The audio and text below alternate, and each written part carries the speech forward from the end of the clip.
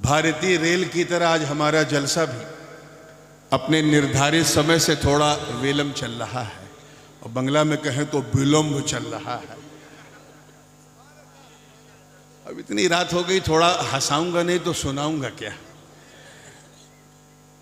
ऊपर से गरीबी में आटा गीला ये है कि तबीयत भी प्लस माइनस हो रही है। मैंने सोचा किसी ऐसी आयत का इंतखाब करूं जिसमें कम मेहनत करना हो। बस यहीं बैठे बैठे जब मैं मियाँ को सुन रहा था तो मैंने सोचा बस जहां से इन्होंने छोड़ा है वहीं से छेड़ दो। रात भी ढलती रहेगी, बात भी चलती रहेगी। चुनांचे मैंने सूरे अस्र शरीफ की आयाते बय्यनात की तिलावत का शरफ हासिल किया। तर्जमा अगर आपने गौर से सुन लिया, यकीन जानो सिल्लीगुड़ी वालों, तो किसी तर्जमानी की जरूरत नहीं पड़ेगी। है हुज्जते बंगाल। खरबूजे को देख के खरबूजा भी रंग बदल लेता है। जो बिहार से यहां है वो भी उसी रंग में रंग गए।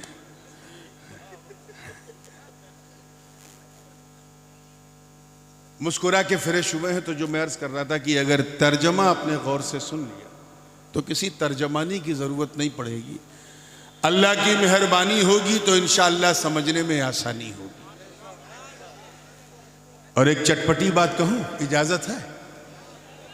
आए, जब आप लोगों को समझने में आसानी होगी तो उन लोगों को बहकाने में बड़ी परेशानी होगी।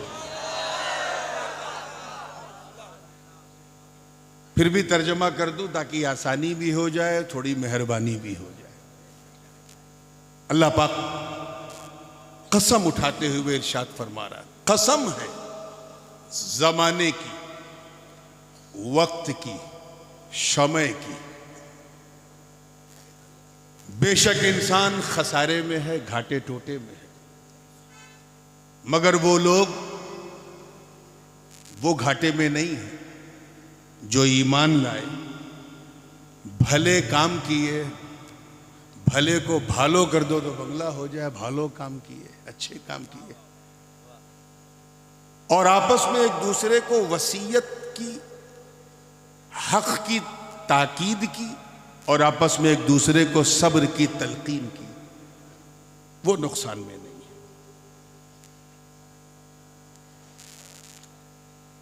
हजरत इमाम सैयदना मोहम्मद इदरीस शाफई, इमाम शाफई रहमतुल्लाह अलैह फरमाते हैं, दो कौल उनसे मंसूब है। तवज्जो, थोड़ा आप मेरा ख्याल करें ताकि मैं आपका ख्याल कर सकूं। मैं बताऊं कि मैं अपने पूरे उसमें नहीं आना चाहता। अभी मुझे रमज़ान से पहले 4-5 जलसे और निपटाने हैं, तो बहुत हिसाब से बोलना है। तो आप लोग ज़रा सा सहारा बनिएगा।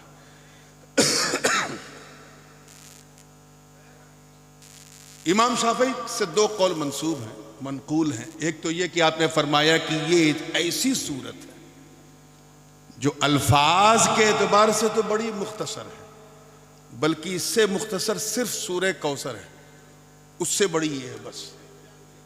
लेकिन अपने मानी, अपने मफहूम के एतबार से ये इतनी जामे है, इतनी जामे है ये सूरत कि अगर इस सूरत के सिवा कुछ नाजिल ना होता तो यही काफी था। और एक कौल और आपसे मंसूब है कि ये वो सूरत पाक है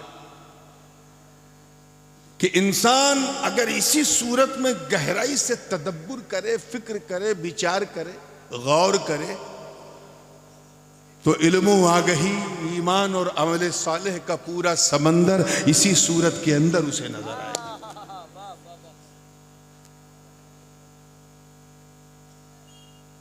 इमाम फखरुद्दीन राजी अजिल्ले मुफस्सिरीन में से, सूफिया मुफस्सिरीन में से, साहिब तफसीर कबीर फरमाते हैं इस सूरे के बारे में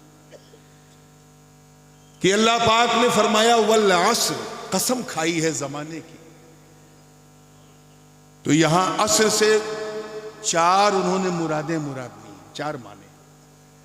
ए भैया क्यों नाक कटवा रहे हो? अभी नहीं सुना इंसान घाटे में है और फिर बोल के और घाटे में जा रहा है।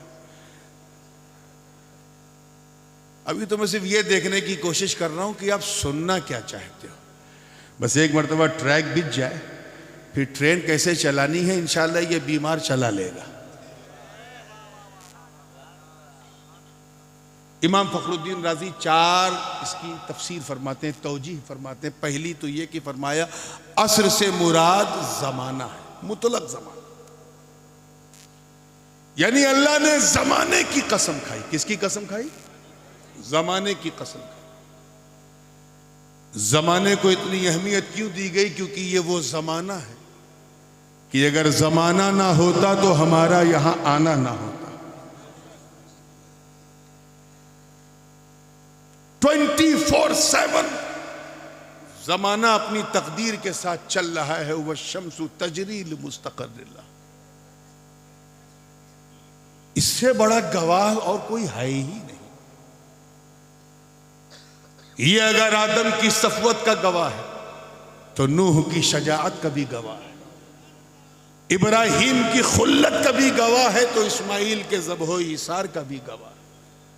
ये जमाना अगर दाऊद की कुव्वत का गवाह है तो सुलेमान की हुकूमत का भी गवाह है।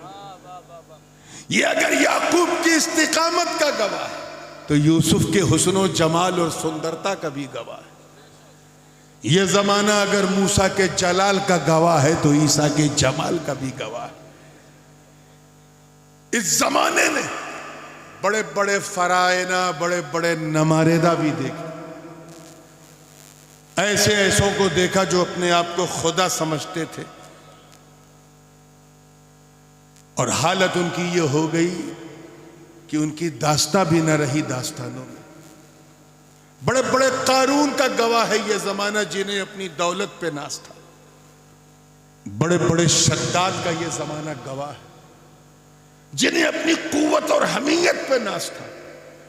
बड़े बड़े नमरूदों का गवाह है जिन्होंने आतिशे नमरूद भड़का के सोचा था हम जीत गए। अल्लाह पाक जमाने की कसम खा ये बता रहा है कि ऐ लोगों, जमाना जब से शुरू हुआ है तब से ये चल रहा है, कयामत तक चलता रहेगा। इसीलिए तो जमाने की कसम खाई ताकि लोग समझ जाएं कि फायदे में वही होगा जो इस जमाने की कद्र करे। एक माना तो ये है। बड़ी तेजी से मैं बात को खत्म कर रहा हूं क्योंकि मुझे भी शब्बीर बरकाती को सुनना है और मैं चाहूंगा जहां मेरी आवाज तेज हो जाए वहां मैं कंट्रोल कर लूं। दूसरी तफसीर इमाम फखरुद्दीन राजी ने फरमाई कि यहां असर से मुराद वक्ते असर है। क्या है? जोर से बोलो और जोर से बोलो। असर का वक्त जानते हो किसे कहते हैं? अहनाफ के नजदीक जब हर चीज का साया साया असली से 2 गुना हो जाए तो वक्ते असर शुरू हो जाता है। 12 साढ़े 12 बजे तक आपके साइज का है, लेकिन 4 बजे साढ़े 4 बजे शाम तक पहुंच के अगर वो डबल हो जाए तो समझ जाओ असर का वक्त शुरू हो गया। असर के वक्त की कसम खाई अल्लाह ने। क्यों? क्योंकि ये ढलान का वक्त है। किस चीज का वक्त है? ये इस तरफ इशारा है कि जिस तरह ये आसमान का सूरज डूब रहा है, ऐ इंसानों तुम्हारे जीवन तुम्हारी सांसें भी बुझने वाली, बंद होने वाली। अल्लाह पाक ने इसलिए असर के वक्त की कसम खाई ताकि तुम अपनी सांसों को उखड़ने से पहले समझ जाओ। तीसरी तौजी जो इमाम फखरुद्दीन राजी ने फरमाई वो है असर से मुराद नमाजे असर। जोर से बोलो। क्या? ये नमाजे असर जो है ना, उनसे पूछो जो दुकान में बैठते हैं कैसी है। शाम को 4:30 बजे बाजार गर्म है, हाट बिल्कुल हॉट है। हाट बिल्कुल हॉट है। आप लोग हाट कहते हैं।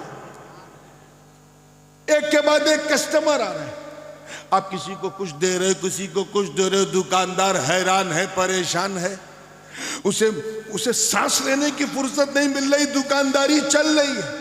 इसी बीच मस्जिद से किसी मुअज्जिन ने आवाज दी, हय्या अलस सलाह, हय्या अलस सलाह, चलो कामयाबी की तरफ, आओ फलाह की तरफ, आओ नमाज की तरफ। अब जरा देखो ये असर का वक्त कितना कीमती है। एक तरफ कारोबार है और एक तरफ कुर्बे परवरदिगार है।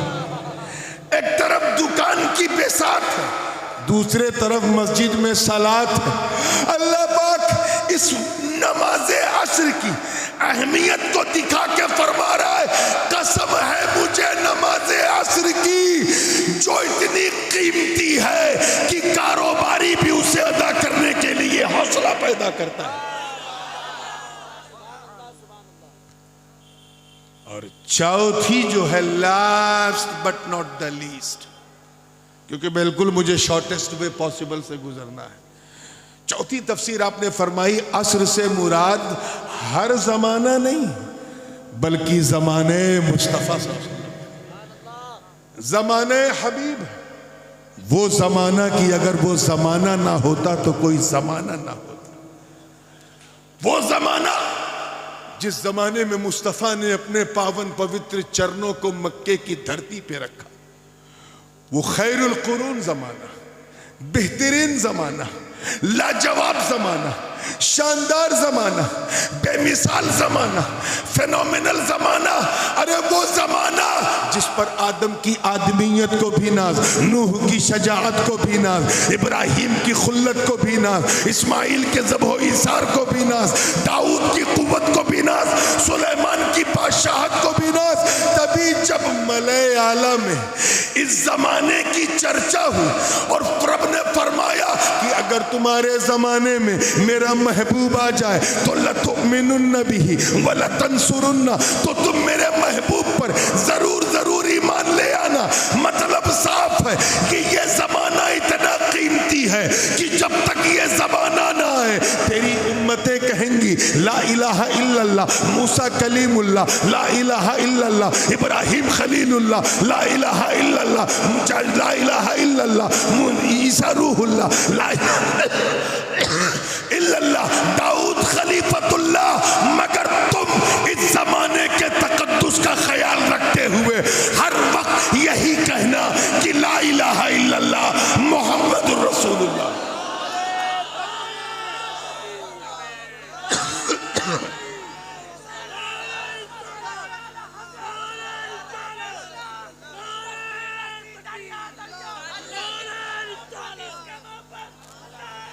तवज्जो तवज्जो, बैठो बैठो बेटा बैठो। इमाम फखरुद्दीन राजी सूरह बलद की तफसीर में फरमाते हैं, अल्लाह पाक ने मक्के शहर की कसम खाई। तवज्जो, ला उक़सिमु बिहादल बलद, कसम है, ये हाजा इसमें इशारा है। देखिए कितने लोग कैच कर रहे हैं। कसम है मुझे इस शहर मक्का की। अल्लाह ने मक्के की कसम क्यों खाई? तवज्जो चाहूंगा, देखिएगा। इसलिए कि वहां काबा, उम्मुल कुरा, मिज़ाबे रहमत है? नहीं। क्या वहां मुल्तजिम है इसलिए कसम खाई? नहीं। क्या वहां बाबे काबा है इसलिए? नहीं। क्या वहां रुकने यमानी, रुकने शामी, रुकने इराकी है इसलिए? नहीं। क्या वहां चाहे जमजम है इसलिए? नहीं। क्या वहां मुल्तजिम है इसलिए? नहीं। क्या वहां सफा मरवा है इसलिए? नहीं। क्या वहां हज होता है इसलिए? नहीं। क्या वहां मिना मुज़दलिफ़ा अरफात है इसलिए? नहीं। बल्कि वजह क्या है?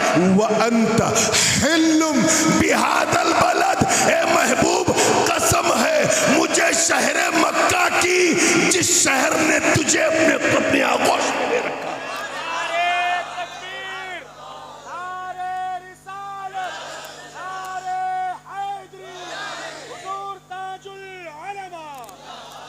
कसम है मुझे उस शहर मक्का की, ये महबूब जिन्होंने तेरे कदमों का बोसा लिया है। उस शहर मक्का की कसम जिन्होंने तेरी जुल्फों की खुशबू सूंघी है। उस शहर मक्का की कसम जिन्होंने तेरी सांसों की ठंडक को महसूस किया है। मतलब साफ कि मक्के की कसम खाई इसलिए क्योंकि मक्का मुस्तफा से मंसूब, जमाने की कसम इसलिए खाई क्योंकि जमाना महबूब से मंसूब। एक बात और सुनते चलिए। उन्हीं से पूछा गया, इमाम फखर राजी से पूछा किसी ने, हजरत ये बताइए कि मक्का अफजल है या मदीना अफजल है? तवज्जो, आपने तफसीर में लिखा है कि एक मुहद्दिसीन की एक बहुत बड़ी जमात है जिन्होंने लिखा है कि मक्का अफजल है, और उनसे बड़ी जमात वो है जिन्होंने लिखा है कि मदीने मुनव्वरा अफजल है। किसी ने दोनों को कहा यकसा है। मक्के को इसलिए कहा क्योंकि वो मुस्तफ़ा का दारुल मीलाद है, मदीने को इसलिए कहा क्योंकि वो दारुल इरशाद है। दोनों ने अपनी तौजीह बयान की, मगर हजरत शहाबुद्दीन सोहरवर्दी ने क्या कहा? आए हाय हाय। हजरत शहाबुद्दीन सोहरवर्दी फरमाते हैं कि सुन सुन, तवज्जो चाहूंगा, देखिए कितने लोग कैच कर रहे हैं। फरमाया सुन, मक्का और मदीना फी नफ्सी ही एक दूसरे से ना अफजल है ना मफजूल। सच्चाई ये कि जब तक मेरे नबी मक्के में थे मक्का अफजल था, जब मदीने में गए तो मदीना अफजल।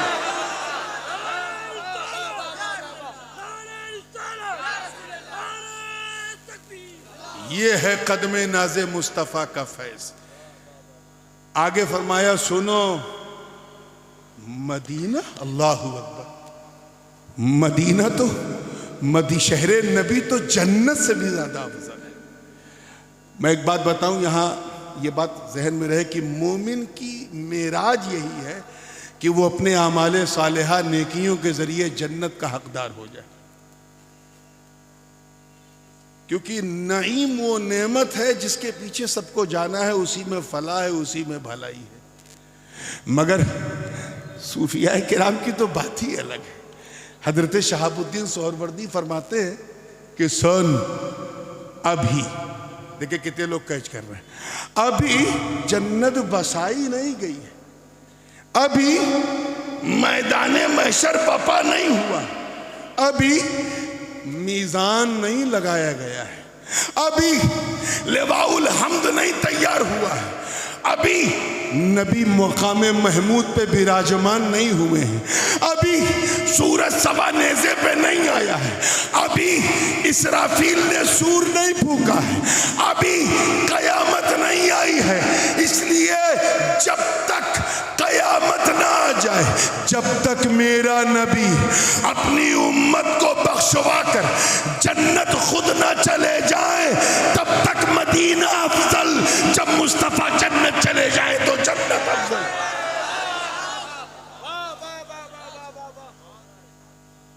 ये है निस्बते पाके हबीब का फैज़।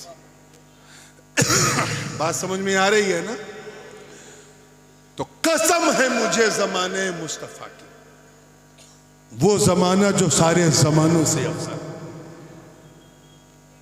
दमिश्क के बाजार में एक मजजूब, एक अल्लाह वाले गुजर रहे थे, एक दुकान को देखा, तवज्जो है, अच्छा जो बात मैं हल्के में कहा करूं उसको हल्के में ना लिया करूं। कभी कभी मैं जोर का झटका बड़ी धीरे से देता हूं, वो मेरे लिए रेस्ट है, आपके लिए बेस्ट है। तो तवज्जो से देखिएगा, दिमश्क वहाँ की एक अल्लाह वाले गुजर रहे थे, उन्होंने एक दुकान देखी, बर्फ की दुकान, बर्फ वाला चीख चीख के जो है बेच रहा था, जल्दी मेरा बर्फ खरीद लो, जल्दी मेरा बर्फ खरीद लो, इससे पहले कि बर्फ घट जाए, गल जाए, 1 किलो से आधा किलो, आधा किलो से 1 पाव हो जाए, मेरा नुकसान हो जाए, खरीद लो। वो चिल्ला रहा था, मजदूर पहुंचे उसके पास, कहा कि ये इतना उतावला क्यों हो रहा है, इतना ताड़ाताड़ी क्यों, अरे बिकने दो। कहा नहीं हुजूर, अगर ये वक्त पे न बिका तो ये पानी बन जाएगा और मेरे लिए नुकसान साबित होगा।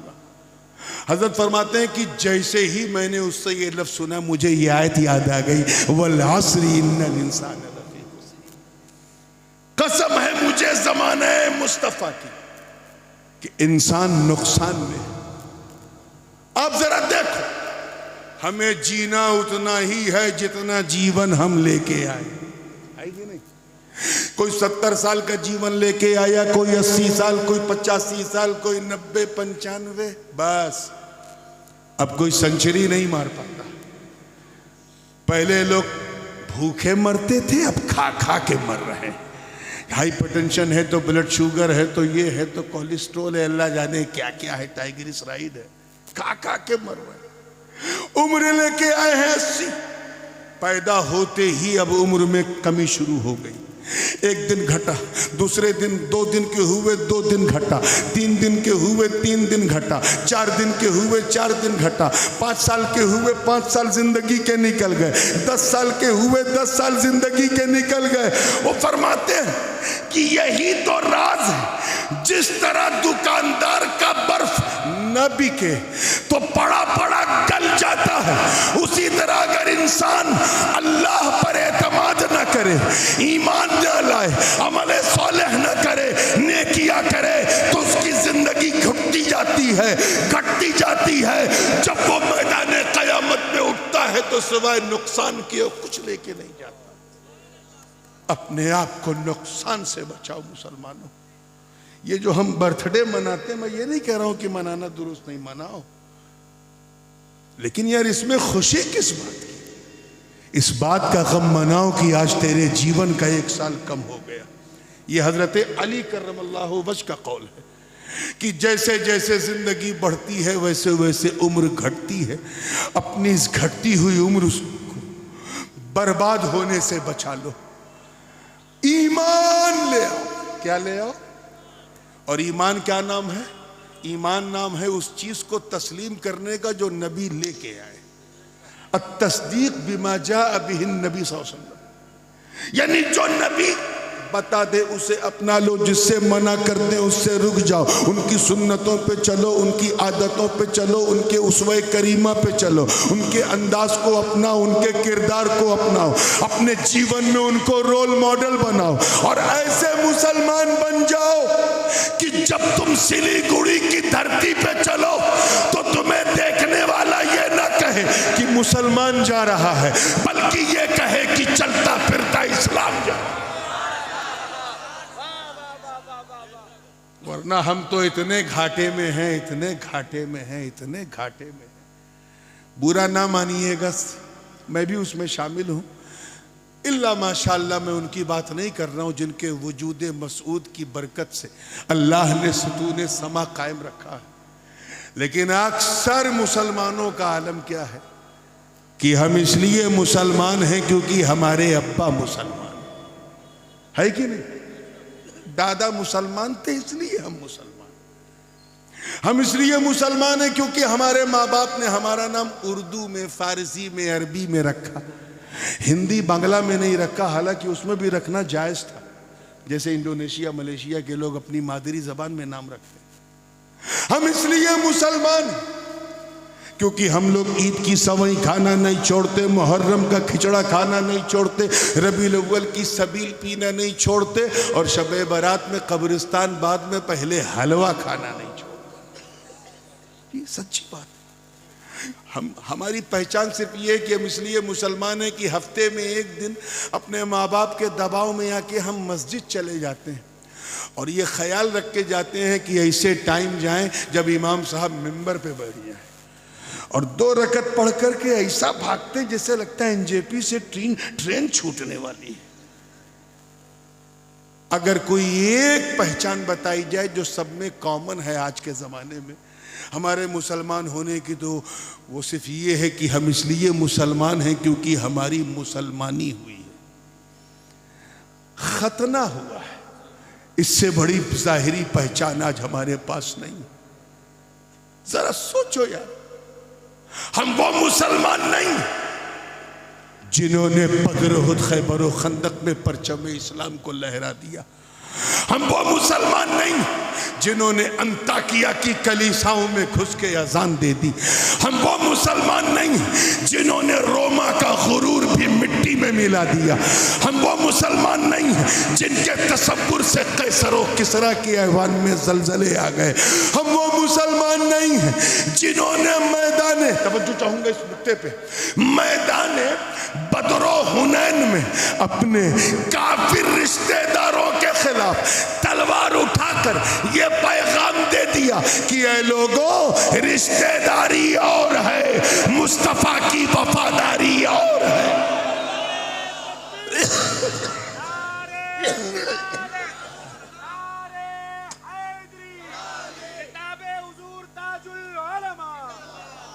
हम वो मुसलमान नहीं हैं जिन्हें देखो तो खुदा याद आ जाए। हम वो मुसलमान नहीं जिन्होंने जो नबी के वुजू के कतरों को भी जमीन पे गिरने नहीं देते। तवज्जो, हम वो मुसलमान नहीं। अरे जिन्होंने सदाए अर्रहील लबे पाके हबीब से क्या सुना कि अपनी नई नवेली दुल्हन को सुहाग की रात बिस्तरे अरूस पर छोड़कर घोड़े की नंगी पीठ पर बैठकर मैदाने कारजार में कूद कर जामे शहादत नोश कर लिया। हम वो मुसलमान नहीं हैं जिनका चेहरा देखकर कुद्स के पादरी ने कदमों में सारी चाबियां रख दी। हम वो मुसलमान नहीं हैं जिनके तसव्वुर से रुस्तम और सोहराब का कलेजा थरथरा जाए। हम वो मुसलमान नहीं हैं जिन्होंने दरियाए नील की रवानी को, देखे कितने लोग इतिहास जानते हैं, दरियाए नील की रवानी को सिर्फ एक खत, एक पत्र लिखा तो रवानी का मिजाज बदल गया। हम वो मुसलमान नहीं हैं जिन्होंने फतेह कादिसिया के वक्त साद इब्ने अबी वक्कास की कमान में शामिल होकर जब इराक का रुख किया और सामने दरियाए दजला की उफान मारती लहरों ने उन्हें रोका तो उन्होंने न आओ देखा न ताओ देखा, बल्कि उन लहरों में अपने घोड़ों को दौड़ा दिया। और इस मंजर को देखकर शायरे मशरिक को भी कहना पड़ा कि तश्तो तश्त है, दरिया भी न छोड़े हमने, बहरे जुल्मात में दौड़ा दिए घोड़े। तो बाबू हम लोग बहुत नुकसान में, हम ये भूल जाते हैं कि हम कैसे मुसलमान हैं और हमें कैसा होना चाहिए। आज के सरकमस्टांसेस को देखो। हजरत ख्वाजा हसन बसरी की बारगाह में एक मुरीद आया, अर्ज किया हुजूर अल्लाह हज्जाज बिन यूसुफ को हटा क्यों नहीं देता, बड़ा जालिम, नाम सुना है? ये चार लोग बोल रहे हैं हज्जाज बिन यूसुफ बड़ा क्रूर शासक, इतना बड़ा जालिम था कि जुल्म शर्मिंदा हो जाए उसके सामने। बसरा का गवर्नर था। अब आप अंदाजा लगा लें कि जिस गुरु ने उसे कुर्सी पे बिठाया था उसी गुरु को साइड में बिठा के उनकी कुर्सी पे बैठ गया। ऐसा जालिम था। गुरु जी के जमाने में जो सोने के सिक्के चलते थे, दिरहमो दीनार, वो दनानीर जो चलते थे सोने के, उनको आग में पिघला के आज की मॉडर्न भाषा में कहें तो डीमोनेटाइज करके, यानी नोटबंदी करके अपने नाम का सिक्का चलाया। किसने? हज्जाज बिन। इतना जालिम था। हद तो ये है कि उस जमाने का जो सबसे बड़ा मीडिया है, आज भी अगर मुसलमान उसे यूटिलाइज करें तो ये सोशल मीडिया भी सिसक के रह जाएगा उसके सामने, जिसे जुमा कहते हैं। जुमा से बड़ा कोई मीडिया नहीं है जहां एक ही समय पूरी दुनिया में सारी बात पहुंच जाए। हज्जाज बड़ा होशियार था। उसने क्या किया, सारी मस्जिदों को अपने कंट्रोल में कर लिया ताकि मस्जिद में सिर्फ उसी के नाम का खुतबा पढ़ा जाए, यानी पूरे मीडिया को अपनी गोद में बिठा लिया हज्जाज बिन यूसुफ। और अगर कोई इमाम अल्लाह वाला उसके मुकाबले में आ जाए, उसके तराने ना पढ़े तो उसकी दाढ़ी खिंचवा लेता था, हुकूमत की एजेंसीज उसके खिलाफ लगा देता था, उसे डिटेंशन सेंटर में डिटेन कर दिया जाता था। कौन? आपका दिमाग इधर उधर तो नहीं जा रहा है ना? हाँ, जाना भी नहीं चाहिए। हज्जाज बिन यूसुफ इतना जालिम। यार मुझे कहने में घबराहट नहीं होती, आपको सुनने में हो रही। हज्जाज बिन यूसुफ की मैं बात कर रहा हूं, बिला वजह आप इधर उधर जा रहे हैं। इतना जालिम सुल्तान था। मगर एक चीज ध्यान में रखिएगा मौलाना नज़ीर साहब, ऐसा जरूरी नहीं है कि जो जालिम होता है वो कोई अच्छा काम नहीं करता है। हज्जाज ने भी किया। चुनांचे उसने दो बड़े काम ये किए कि एक तो उसने हम अजमियों के लिए कुरान पाक में ज़बर ज़ेर एराब व नुक्ते लगा दिए कि ये बा है तो एक नुक्ता, ता है तो दो नुक्ता, सा है तो तीन नुक्ता। ये ऐसा कर दिया कि उसकी वजह से हम कुरान शरीफ पढ़ लेते हैं। और दूसरा उसने ये किया कि उसने मोहम्मद बिन कासिम को रवाना किया हिंद के लिए, जिसने सिंध फतेह किया। अब अगर अल्लाह उसे माफ़ कर दे तो उसका फजल है, ना माफ़ करे तो अदल है। तो अगर किसी जालिम से कुछ अच्छे काम देखो तो चौको मत करते हैं। इतना जालिम था हज्जाज बिन यूसुफ। एक मुरीद आया ख्वाजा हसन बसरी के पास, अर्ज किया हुजूर ये इतना बड़ा जालिम सुल्तान, सहाबा और ताबईन के खून से अपने हाथों को रंगने वाला ये हज्जाज, अल्लाह इसे हटा क्यों नहीं देता? ऐ सिलीगुड़ी के गयूर मुसलमानों, इतना कहना हजरत ख्वाजा हसन बसरी के चेहरे पे जलाल और जमाल का एक मुश्तरका रंग आया और फरमाया सुन, यही पूछ रहा है ना अल्लाह हटा क्यों नहीं देता? सुन, मा जा अल हज्जाजू इल्ला बिदुनूबिना, कि हज्जाज बिन यूसुफ सिर्फ हमारे गुनाहों की वजह से आया। रात ज्यादा हो गई क्या? किस वजह से आया है? Because we have done sins, हमने इतने गुनाह किए हैं कि अल्लाह ने हमें सबक सिखाने के लिए हज्जाज को हमारे सरों पे बिठाया है। जरा सोचो मुसलमानों, होश के नाखुन लो। आज से लगभग तकरीबन 14.25 या 1400 साल पहले दौरे हज्जाज में जो भी मुट्ठी भर गुनहगार थे, उनको देखकर उनकी वजह से अल्लाह ने ऐसा जालिम सुल्तान उनके सर पे बिठाया। आज के इन गुनहगारों को देखते तो क्या कहते? ये रात दिन शराब कबाब और शबाब में गोता खाने वाली इस नस्ल को देखते तो क्या कहते? ये उल्टी सीधी हरकतें करने वाली इस नौजवान नस्ल को देखते तो क्या कहते? रात के अंधेरों में अपने ही घरों में रहकर मोबाइल के जरिए चीटिंग और चैटिंग करने वाली इस नस्ल को देखते तो क्या कहते? दिल्ली बंबई कलकत्ते जाके कमा के 4 पैसे क्या आ गए, अपने माँ बाप को ठोकर मारने वाली इस कौम को देखते तो क्या कहते? तेरी जिंदगी में एक नई नवेली दुल्हन क्या आई, तू अपने माँ के एहसान को भूल गया। किसी दुल्हन की कमबख्त मुस्कुराहट के सामने अपनी बूढ़ी माँ को धक्के मारने वाले, कभी एक सेकंड के लिए तूने सोचा कि तेरी बीवी ने तुझे तब प्यार किया जब तेरे पास खिलाने के लिए रोटी थी, तब प्यार किया जब ठहराने के लिए मकान था, तब प्यार किया जब उसे बहलाने के लिए तेरे जिस्म में ताकत थी, तब उसने प्यार किया। लेकिन माँ ने तो उस वक्त भी नहीं छोड़ा जब तू दूध का फीडर भी नहीं उठा पाता था, इतना छोटा था। क्या हो गया तुझे ऐ इंसान? तू क्यों भूल गया कि इस दुनिया में हम परमानेंट नहीं है? डे बाय डे हमारी जिंदगी कम होती जा रही है। जैसे जैसे सुबह होती जा रही है, शाम होती है, फिर सुबह होती है, शाम होती है, and you have forgotten completely. क्या तुम भूल गए कि एक दिन तुम्हें मरना? इसलिए अगर कामयाबी की मंजिल से हमकनार होना तो ऐसा ईमान लाओ, ऐसा ईमान लाओ कि तुम्हें देखने वाला कहे जब बंदा ऐसा है तो मौला कैसा होगा, जब उम्मती ऐसा है तो नबी कैसा होगा, अरे जब मुरीद ऐसा है तो पीर कैसा होगा। और सिर्फ ईमान लाने से भी काम नहीं चलेगा। वामिलुस सालिहात, अच्छे काम करो, नमाज पढ़ो, रोजा रखो, हज करो, ज़कात दो, नेकियां करो, खैरात करो, भलाई करो, अच्छी सोशल वर्क करो, लोगों की मदद करो, बेवा का सहारा बनो, यतीम के सर पे हाथ रखो, दुखों का सहारा बनो, दर्द का मदावा बनो। ऐसे इंसान बनो कि लोग तेरी सीरत को देखकर मुस्तफा की सीरत को माने। इतिहास साक्षी है मेरे दोस्तों कि जाहिरी तौर पर, जाहिरी चेहरे बुशरे में तो मेरे आका भारत में नहीं आए, मगर मजहरे जमाले मुस्तफा का पैकर बनकर, सीरत मुस्तफा का आईना बनकर गरीब नवाज आए। कौन आए? जोर से बोलो, और जोर से बोलो।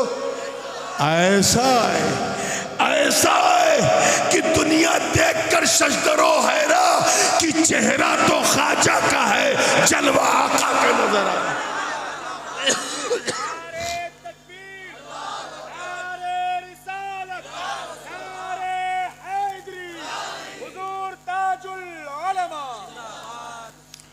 और सिर्फ नेक अमल से भी काम नहीं चलेगा, बल्कि नेकी की तलकीन करो, दूसरे को वसीयत करो। मालूम है, एक रवायत है, अल्लाह पाक ने हजरत इसराफील को हुक्म दिया कि ये जाओ और फला मकाम पर मेरे जितने नाफरमान बंदे हैं उस जमीन पर मेरा अजाब उतार दो। फरिश्ता है, उन्होंने अर्ज किया, ये अल्लाह, उसमें तेरा एक बड़ा नेक भला बंदा भी रहता है, रात दिन मैं उसे सजदे में देखता हूं शुक्र अदा करते हुए, अगर अजाब नाजिल हुआ तो वो भी हलाक हो जाएगा। अल्लाह पाक ने फरमाया जा उसे भी हलाक कर दे। कहा या करीमा क्यों? कहा सुन, इन नाफरमानों को तो इसलिए हलाक करना है क्योंकि इन्होंने नाफरमानी की, और उस नेक को इसलिए हलाक करना है कि उसने अपनी आंखों के सामने ये बेहयाई देखी मगर बोला ना, शराब पीते हुए नौजवानों को देखा मगर टोका ना, ज़िना करती हुई नौजवान नस्लों को देखा मगर रोका ना। इसलिए मुसलमानों, तुम खैर उम्मत का हिस्सा, तुम पर जरूरी है कि तुम अच्छे अमल करो भी और दूसरों से अच्छे अमल कराओ भी, अच्छे इंसान बनो भी, दूसरों को अच्छा बनाओ भी, ताकि तुम्हें देखने वाला ये कहे कि ये सच्चा औलिया अल्लाह से मोहब्बत करता है। क्योंकि अल्लाह वालों ने क्या किया, अच्छे अमल तो गौस पाक का ऐलान कर रहे थे। बगदाद क्यों आए? संवारने के लिए। गरीब नवाज संजर में तो इबादत कर रहे थे। अजमेर क्यों आए? हमें संवारने के लिए। मखदूम अशरफ सिमनान में अज़कारे ओवैसिया का विर्द कर रहे थे कि चौचा क्यों आए? हमें संवारने के लिए। हजरत बदिउद्दीन जिंदा शाह मदार हलब की धरती में हजरत बायजीद की सोहबत में अल्लाह अल्लाह कर रहे थे। भारत में क्यों आए? हमें संवारने के लिए। हमें ये न देखो संवारने वाला मस्त है या मलंग है, ये न देखो कि मस्त है या मलंग है, ये देखो कि जिसे देखो तो खुदा याद आ जाए, इसे देखो तो खुदा याद आ जाए और दिल की तख्ती पे लिख जाए कि जब इसके जमाल का ये जलवा है तो बनाने वाले का जलवा कैसा हो। अजीज़ाने मिल्लत वतवासौ बिस्सब्र, जाहिर है कि जब आदमी एक दूसरे को नेकियों की तलकीन करेगा, भलाई सिखाएगा, अपने बच्चों की अच्छी तरबियत करेगा, तो रास्ते में शैतान रुकावटें भी पैदा करता है। अल्लाह पाक फरमाता है चौथी कंडीशन कामयाबी की ये है कि अगर ऐसी रुकावटें आए तो तुम उस पर सब्र करो। क्या करो? बदला मत लो, सब्र करो, नियत को नेक रखो, एलाए कलिमतिल हक का झंडा बुलंद करो, और मुश्किलें आए तो सब्र करो। क्या तुमने दश्ते करबला में नहीं देखा? हम तो पावरलेस होके हमें सब्र करना है, मेरा हुसैन तो पावरफुल होके सब्र कर रहा था। ताकत थी मगर सब्र किया, सतवत थी मगर सब्र किया, हिम्मत थी मगर सब्र किया। क्यों? ताकि लोग समझ जाए कि सब्र की ताकत कितनी अजीम होती। जब्र करने वाले यजीद को दुनिया भूल गई, मगर सब्र करने वाला हुसैन हर दिल में मौजूद है, हर जगह में मौजूद है, हर शहर में मौजूद है, हर करिए में मौजूद है, हर मुल्क में हुसैन, हर बर्रे आज़म में हुसैन, दरिया की रवानी में हुसैन, सहराओं में हुसैन, दरियाओं में हुसैन, पहाड़ों में हुसैन, जंगलों में हुसैन, अमेरिका से लेके ऑस्ट्रेलिया तक हुसैन, यूरोप से लेके अफ्रीका के जंगलों तक हुसैन। अरे सिर्फ रटे रटाए नारों में नहीं, बल्कि सच्ची बात यह है कि बस्ती बस्ती में हुसैन, करिया करिया में हुसैन।